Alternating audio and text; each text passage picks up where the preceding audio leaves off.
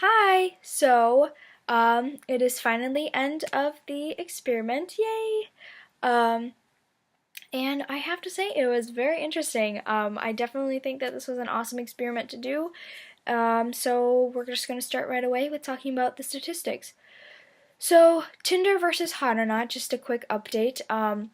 Tinder, I got 96 matches, and of those matches, I had 25 contact me, and 9 contacted me more than once. From Hot or Not, I had 225 contact me.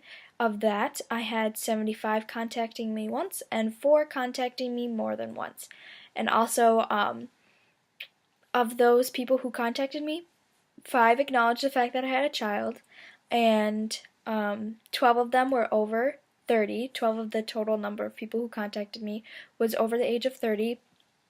And the youngest person who contacted me was 16, even though technically you're only supposed to be 18 at the youngest on that, but if your Facebook says you're 18, then the app's really not going to care. And the oldest I got, I think, was about 46. So, yeah, the difference between the two apps would definitely have to be not only look, but also the type of people who are on there. From my observations, Tinder is a white background with like orange accents, and it's definitely more inviting, and it feels more like you're looking through Polaroids, kind of, whereas on Hot or Not, it's a black background and I think white or gray accents, and it just feels a lot more dirty, I guess. I don't know if that's the right word, but Tinder just felt more inviting to me, whereas Hot or Not felt definitely more like a club hookup kind of type of app. Um, and also on Tinder, it's a lot more younger people and people looking for actual relationships or actual friends, whereas Hot or Not, it felt a little bit more like just hookups or, just like sexting, whatever. It didn't feel so much as if people were looking for relationships, but more just a sexual release. So on Hot or Not, I had the age limit open all the way because for this certain persona that I was putting out, this branding that I had, I wanted to make sure that I had the widest range possible to look through. And on our regular Tinder, we kept it how we would have branded ourselves had it been simply just us. So in order to improve the experiment, I would definitely have made it so that we were counting how many swipes we were doing total per day on Tinder versus Hot or Not, we did 50 swipes per day, so that's 350 swipes total. And we knew that we would have to just accept everyone. We weren't picky. We didn't choose based off who we actually liked. We just did the first 50 that popped up, and that was who we had chosen. Whereas on Tinder, we were like stingy and picky and actually doing what we wanted to do. So on Tinder, I don't know my success rate because I didn't keep track of how many people I swiped right on and then versus how many I matched with. But on Hot or Not, because I swiped 50 times a day for 7 days, I swiped a total of 350. So I had a 64% success rate, which I say it's pretty good for a single mom. That's pretty good. I definitely thought I was going to have a lower number than that. I did not think that people would want to commit, no matter how minimally it was, to a child, because I think that by saying that, yeah, I'll match with you and I'll connect with you, like I'm looking for a relationship or whatever with you, that's like saying I fully understand the fact that you have a child, and therefore I understand that by swiping right, accepting you, matching you, that's saying that I'm accepting that responsibility. Now, we need to keep in mind that not everyone read the bio, and not everyone thinks that you're going to have a relationship. So, I just had to keep that in mind and put that out there. So, when people contacted me on Hot or Not, it was definitely a more like, hey, that's kind of it. Whereas on Tinder, people are trying to be creative and like think of witty remarks to say to try and like connect with me or whatever. Um, so yeah, I just think that Tinder's a more creative outlet for people than Hot or Not. But I definitely did get a wider range of people contacting me and a larger number of people contacting me, which I thought was pretty cool because that's the whole reason you're on there, is to like connect with people and get to know people and hopefully even have relationships with people.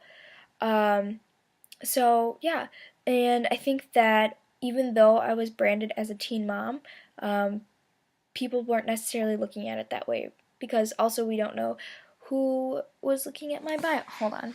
Sorry. My cat was trying to eat something that he's not supposed to eat, so we want to set him over there. And so is the life of a vlogger, are we right? We can't always anticipate when things like that will happen. And I don't have the fancy editing stuff that real vloggers have, so we're just gonna have that little cat snippet. Anyway, focusing back on Hot or Not versus Tinder, and just me versus teen me. I think that people were more receptive to the fact that I didn't have a child on Tinder versus when I did have a child, and the people who did contact me about my child were generally older than the people who contacted me like just saying hey. So I would say that that's definitely something to note. But overall, I definitely got a lot more responses than I had anticipated, which is cool. And yeah, so the self-branding that I put out with being a teen mom was more receptive than I had anticipated, which is really cool. I hope that that means that people are willing to take responsibility of, another person's child, if that is a thing. But also just that people aren't being closed-minded and put off by the fact that I had a child, but I don't. And then with branding myself just as me, I think that we have to recognize that everyone's doing that. Even when you go on these apps just to mess around, you're still putting out this image that is very specific to what you want it to be. So just like on, YouTube or Twitter or whatever, when you are acting a certain way or portraying yourself a certain way, you're branding yourself a certain way. So there's a lot of YouTubers who are comedy channels or makeup channels, and you're branding yourself as a makeup artist or a comedian versus just someone who is, talking to a camera like I am. So right now, I guess I would be branding myself as a student because I'm talking about the experiment that we did. But when I was on Tinder, I was also, I guess, branding myself as a student because that was mainly what my bio was about, was the fact that I was a student and just looking for someone to hang out with. And on Hot or Not, I was branding myself as a teen mom looking for companionship. And either way you brand yourself, you're going to have people who accept you and people who don't. So I think that that's important to remember, that just because you brand yourself a certain way doesn't mean you'll be accepted more than if you brand yourself another way. Yeah, I guess I just would say that when you are using apps such as this, or when you're using any sort of social media, to be aware of the fact that you are branding yourself a certain way, and you're doing that through the photos and the information that you put out there. So on Tinder, I was definitely branding myself as a student who is free and fun and easygoing, whereas on Hot or Not, I was branding myself as like a hardworking single mom who is like able to have fun but also has a lot of responsibility. So yeah, it was fun, it was interesting, and I would definitely, do some more self-branding experiments in the future. So, to end on a quite positive note, I will read one of the messages that I received that really just made me feel connected over Hot or Not. So this comes from Mr. Romeo, and it goes as such. Close your eyes and follow this recipe. Don't worry, just listen and I'll guide you through. Start by putting it all in the pot. 2 cups of chance, 2 sprinkles of courage, 1 dash of sugar, 1 dash of spice, 2 cubes of nerdy, 1 family-sized can of primal instinct. Once you put it all out there, mix it up, stir it up, I'll turn on the heat, you put it on. You'll know when it comes to a boil by the stellar aroma in the air. When it boils, you'll surely melt. that's when you open your eyes to find this handsome devil staring right back into your eyes.